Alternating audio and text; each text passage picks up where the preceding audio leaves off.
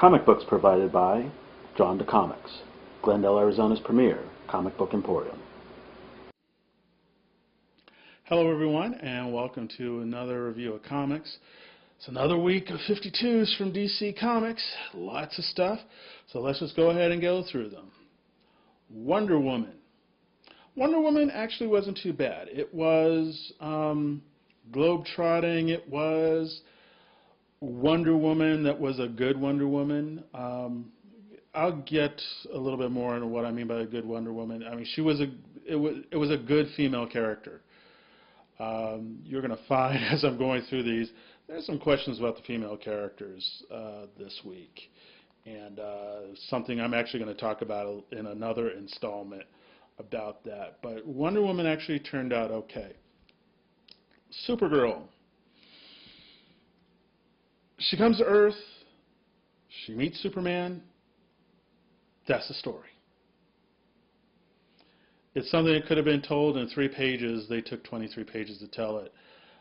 Not what we'd call incredibly impressed by it. But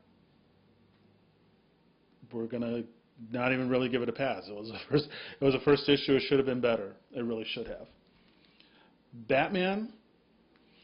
So apparently the writers love Batman because they always write these nice, grim, dark stories with Batman. It always, dark, grim Batman stories. And apparently they know how to write them. And the artists know how to write the grimy side of Gotham City.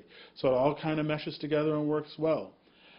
I do worry that you have about 3 or 4 titles of Batman that are doing the same sort of thing. And then with, Justice League and everything else. But it's Batman. It's basically, that's Batman shtick. It works.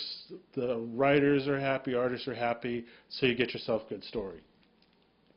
Blue Beetle. I like the old costume Blue Beetle. This new mecha Beetle that was introduced early on and is now being continued in this. Not saying I'm digging it. And can't really say I was really trying to dig it. It just didn't mesh for me. Really didn't. Captain Atom. No. Sorry. I don't know why Captain Atom got his own book. He's, I mean, we go through the whole, I've got these abilities, I can't control them, I've got evil people, I'm working for the government, and gosh, I may actually die in this issue, which of course you know he won't because it's the first issue. So, wow, you're going to actually end it with us thinking he's going to die, but obviously he's not because it's his first issue. Dead Man. Okay, well, Dead Man's dead. So that works. Actually, it's an interesting, not really an interesting take on the characters, the way the character's always been. It's just they're playing it up a bit more of like, wow, I was a jerk to people during my life, and now I've got to sit here and try to absolve this. And there's a good little reasoning on what he has to do to get to that point.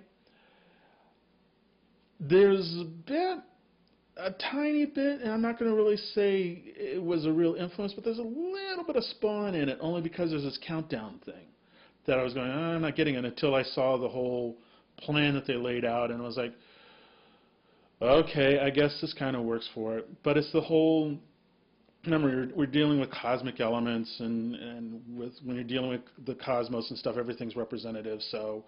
But I thought it was kind of neat the way he bounces through bodies to try to get the attention of this one person from his life who thought he was a jerk to try to get help.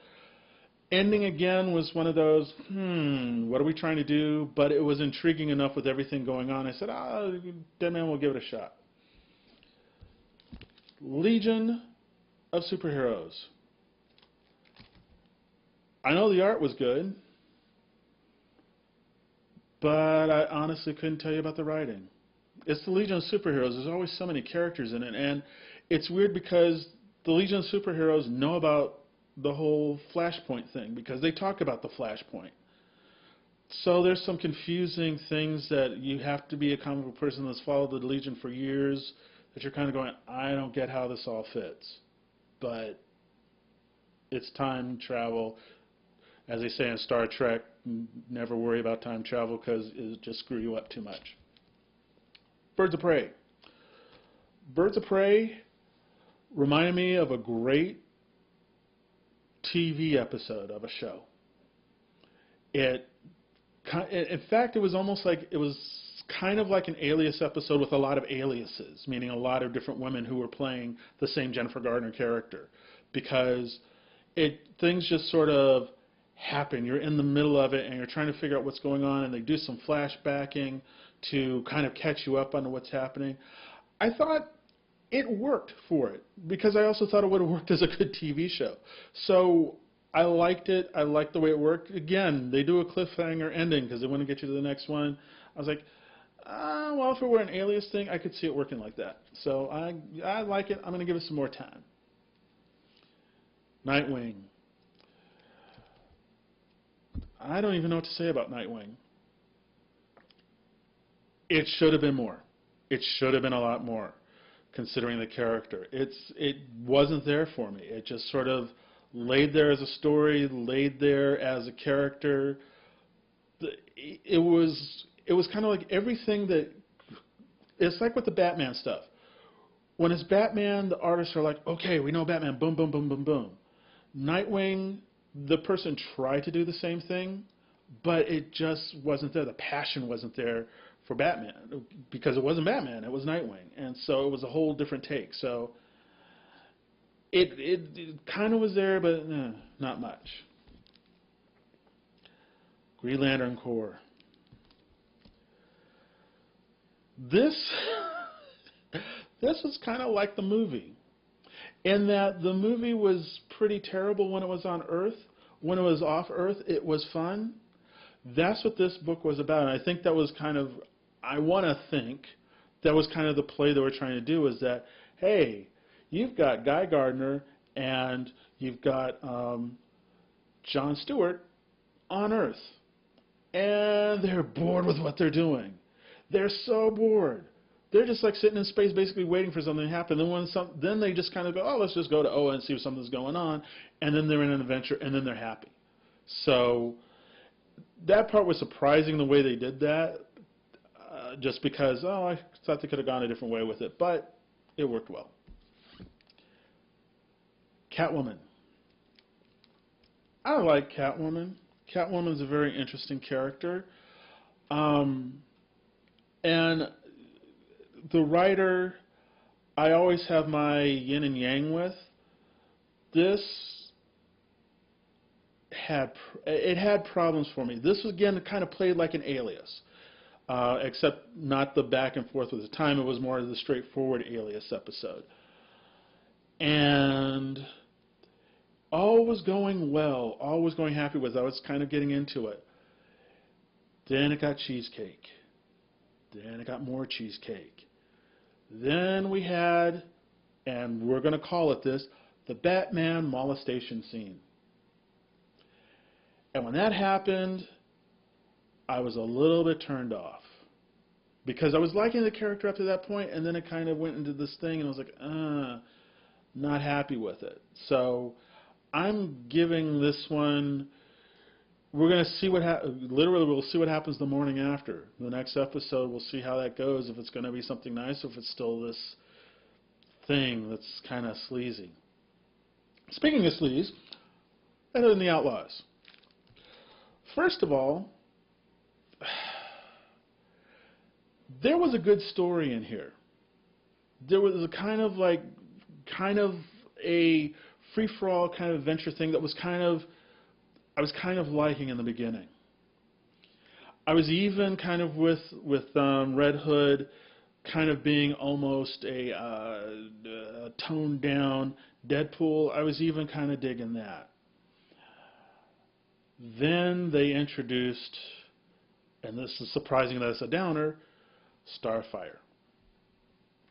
The costume they have on here for Starfire, as slinky as it looks on this cover, is not her costume. Her costume is slinkier. It gets worse.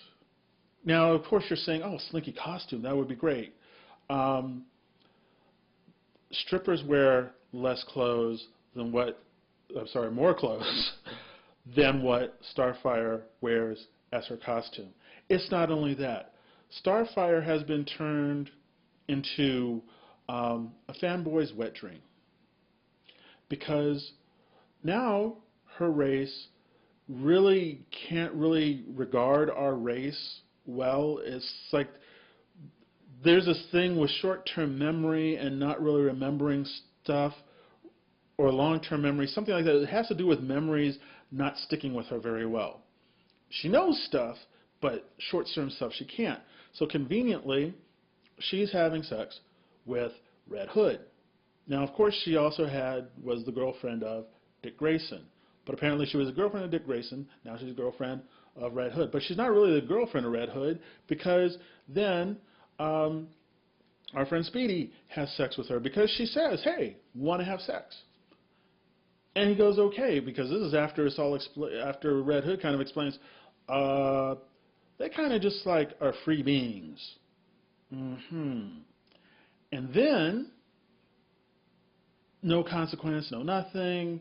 So she's become this boy toy, and it just puts you off. I wanted to kind of like it because I was digging it at the beginning, and then this just got ugh.